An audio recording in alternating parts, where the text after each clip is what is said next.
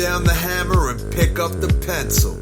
You're about to listen to the Savvy Radio Show. Learn from real-life real estate investors, experience revealed with the Savvy Landlord as your host.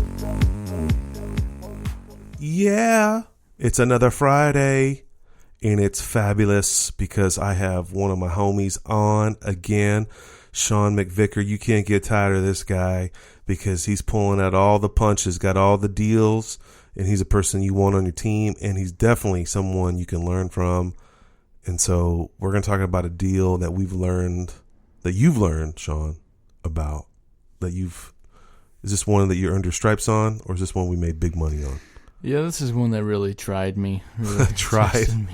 You mean got you whipped? All right, hit us up with the deal. So, I was cruising along. I had a 2000 model Saab turbo. Oh, I remember that. The green machine. Yeah. You love that thing. Sunroof that barely worked. Yeah, that thing was crazy. That was awesome. That was your favorite car. So I was cruising through Oklahoma City, and I got a call from a seller for one of my Bandit signs, and I always took those live because the calls were few and far between, and they were usually high quality. So I just started talking to this guy. He was really, talked really slow and was kind of like, yeah, and just down on everything, just didn't have any energy in him whatsoever. I was like, this is the odd. Seller? Yeah. Okay. So I asked him a few questions about the house. He said, yeah, I've owned it for this long. It was a family house, and I just want some money. I need to, I'm looking to do something different. And I said, okay, well, what are you looking to do here? And he said, well, and while he's talking, I'm looking it up on the county assessor while I'm driving, and I see the county had it around 68,000, something like that. And I knew it was in a good area. It was between Penn and May. Oh my gosh, is this the guy you helped? Give him rides and stuff? Oh yeah. Okay. Okay, keep going. Sorry. I can't believe you recall that. Yeah, because it was you guys cleaned the thing out, and you had to help him move. He had a goal. He had a goal. He had a goal. Right. Okay, keep going. Yeah. So it was between Penn and May. Yeah, between Penn and May on 36th Terrace. Yeah, I wanted that bad boy. Yeah. But your boy got it. Yeah. Luke bought it. Yeah, nice little area, 3-bed, 1-bath. So I'm like, okay, this is a $65,000 house fixed up. He's like, yeah, somebody told me I could get 30, but it needs work, and He's really that slow? Yeah, like Wow. I know I can't get that, but I don't know. And so every part of the whole transaction was me stimulating this conversation and pushing it forward, which is, what you do as a wholesaler. You lead the conversation and you push it forward from, start to close. But this guy needed a lot. Like a friend, right? I think you remember he wanted to hang out with you. Oh, yeah, he did. You actually went out and had drinks with him. Yeah, too much rapport. Whatever it takes. That was awful. But yeah, so I asked him, I was like, hey, okay, so when can I come take a look at it? And he's like, well, I'm here now. Okay, I'm out driving around. I'll be there in a minute. So went by there, this house, his electricity was turned off, his power was turned off. Wow. He had like 5 or 6 dogs in the house, and it was disgusting. There was pee and poop everywhere, and in the house, and the cat was living there. Yeah. Oh, God. Wow. It was horrible. This guy was living there. Yeah. Slow roller. Okay. It was odd. Whenever I got there, I knock on the door, and he kind of peeks out the door and then says, hold on a second, shuts the door, starts rummaging around, and then opens the door, come in. I'm like, oh my gosh, this is going to suck. So you come in there and you were like, damn, it stinks? Oh yeah, it was horrible. Did you cover your nose, like not trying to be disrespectful? Nah, I might have coughed a couple of times, but it was bad. So I was sitting on the couch, and as I'm sitting on the couch, his dogs were all over me, nuts, chewing on me, freaking, jumping up on my back, and, try to be polite and just kind of shove it off and kind of try to ignore it because I'm, staying focused on him, building rapport. It's middle of summer. I'm sweating my butt off because he's got no air conditioning. Dogs all over me, dirt. Oh my fleas. gosh, this is intense. Fleas. It was. I would have been out. Yeah, it was awful. And I say, okay, I'm going to take some pictures, and there's pee all over the trim of the walls and stuff like that. And I'm just kind of taking pictures, and I go in the bathroom, and it was just full of nastiness. Just in the toilet? Yeah. Was the water on? No, but it was full of stuff. Like, what was the deal with this guy? Why wasn't the electricity on? Was he mentally incapacitated? No, just a dude on the bottom, just no money, rock bottom. He just didn't want for anything, had no ambition, and I think his inspiration to sell the house was like the little spark of ambition. The most ambition he's had in years was to sell that house and go do something. Oh, I think there was a girl too. He met a girl online who was in some other country and knew about some gold or what is that? What's that famous place that steals everything? Oh, yeah, that starts with an N. Nigeria. Sorry.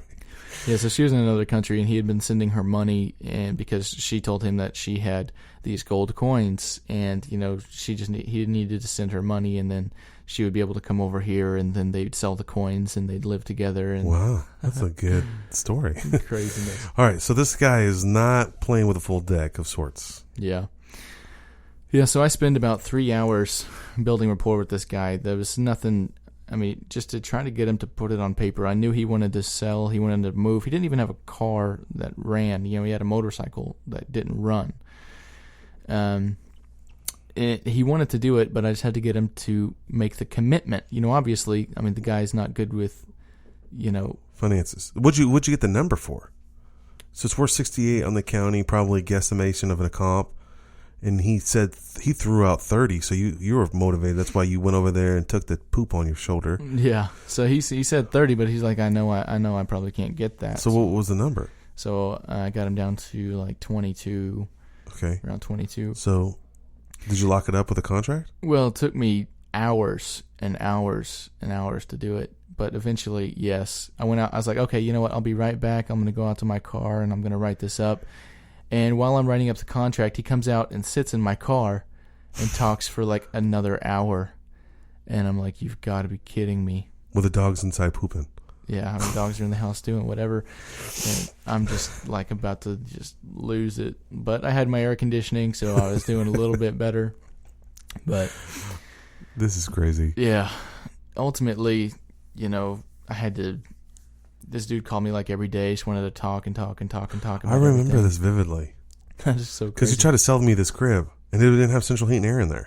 Didn't. And I was like, ooh, I can't remember what you were trying to sell it for. It was pretty reasonable, like 32, 35. Yeah, 30-something. It was worth the price because it was a $68,000 house, but it needed $10,000 maybe? Yeah, probably about that. All right.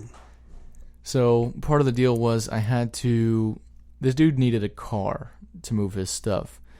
And I told him, in order to keep the deal together, I would buy him a car, $2,000. I was thinking, $2,000, I'll find you a car, and I'll get you a car before closing so you can move your stuff and all that.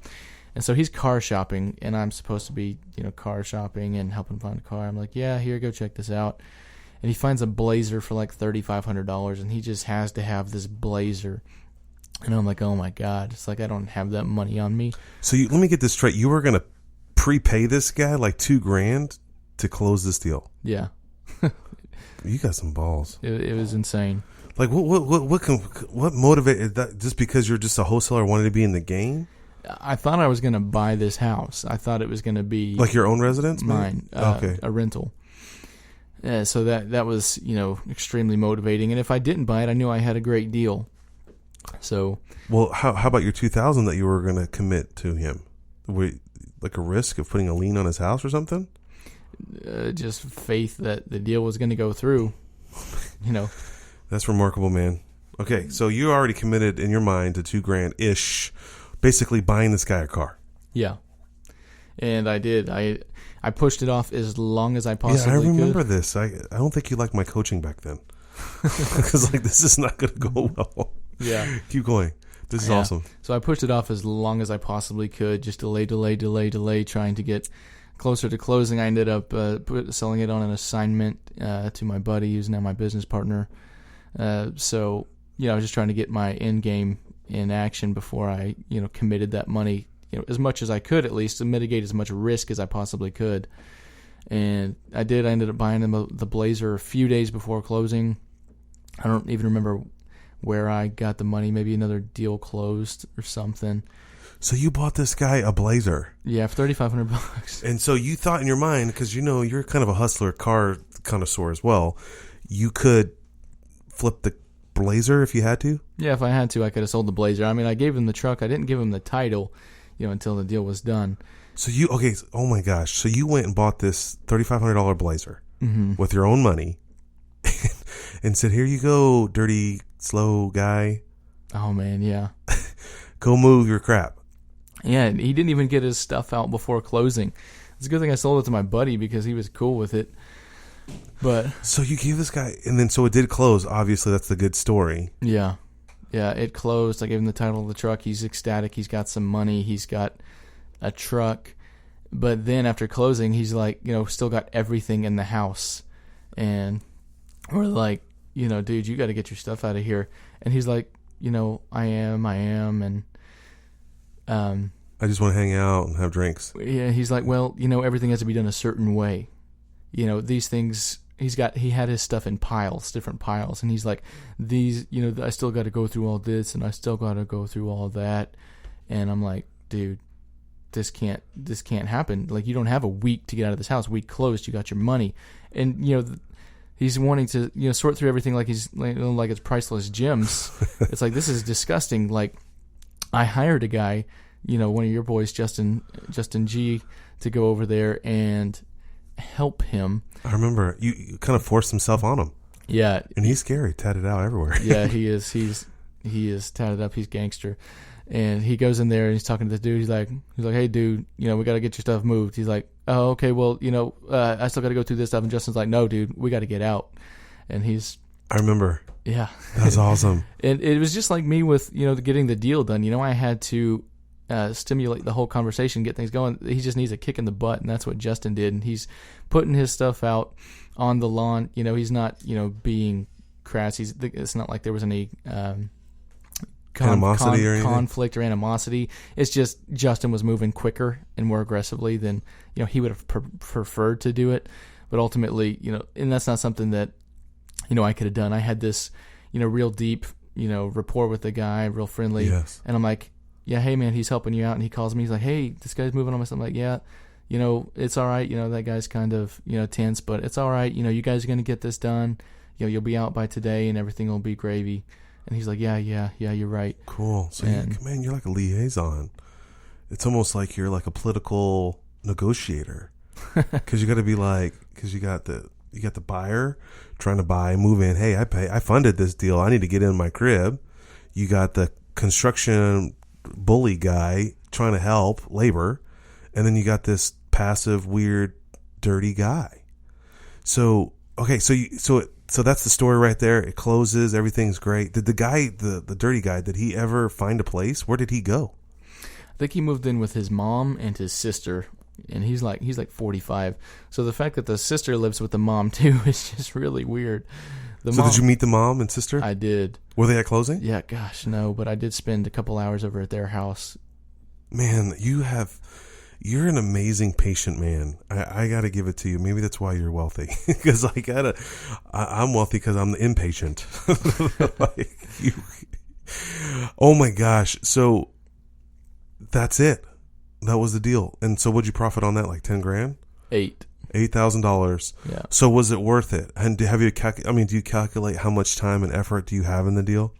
Yeah, I put more hours into that one than I did in most. I probably had accumulated 10 to 12 hours or something like that. Still, that's pretty good money. It's like $800 an hour. Or somewhere around there. Yeah, really for wholesaling, it was a significant amount of time, but the payoff was great. Helped him get a truck, helped him get these dogs homes, helped him get on with his life. My business partner's got a great house that he still rents to this day. Yep, I tried to buy it. Yeah. I smoothed all in there. What else was I going to say? Man, so $8,000, And my question was, has the guy ever contacted you ever since then? Oh, he has. He did like a year later. And what did he say? It was just an awkward conversation. He's asking me, hey Sean, it's Stu. Do you still have that old house? I'm like, no, man, I actually sold it. He was looking for a place to rent. I'm like, no. Oh man. Anyway, the life of a successful wholesaler. Well, Sean, thanks for sharing that. Again, another tip out of there, you never know where it's going to go. You may have to go buy a vehicle for the seller to close the deal. And everyone benefited. The guy benefited. He got paid. I'm impressed. Did he have a loan on the property? Nobody did have like $8,000 in liens and taxes. Because it just wasn't paying attention. Yeah. Man, I really appreciate you being back on the show and being authentic and telling us what it's really like out there as a wholesaler. Hey, if you're still thinking about being a wholesaler, you should, because wholesalers find deals and you can work a little bit at a time. We're going to reveal all the tips and tricks coming up July 21st, Thursday, Oklahoma City. You don't want to miss it. Go to classokc.com. My name is Stephen Van Kellenberg. I'm the Savvy Landlord. You just about to end out the Savvy Radio Show. Sean McVicker, Speedy House Buyers in the house. Appreciate your time. Can't wait to have the class coming up. Awesome. Thanks for having me. All right, man. Thanks for listening to the Savvy Radio Show. Glide online and listen to our other motivating episodes at SavvyRadioShow.com. Connect on Twitter at LandlordBook and always be buying assets.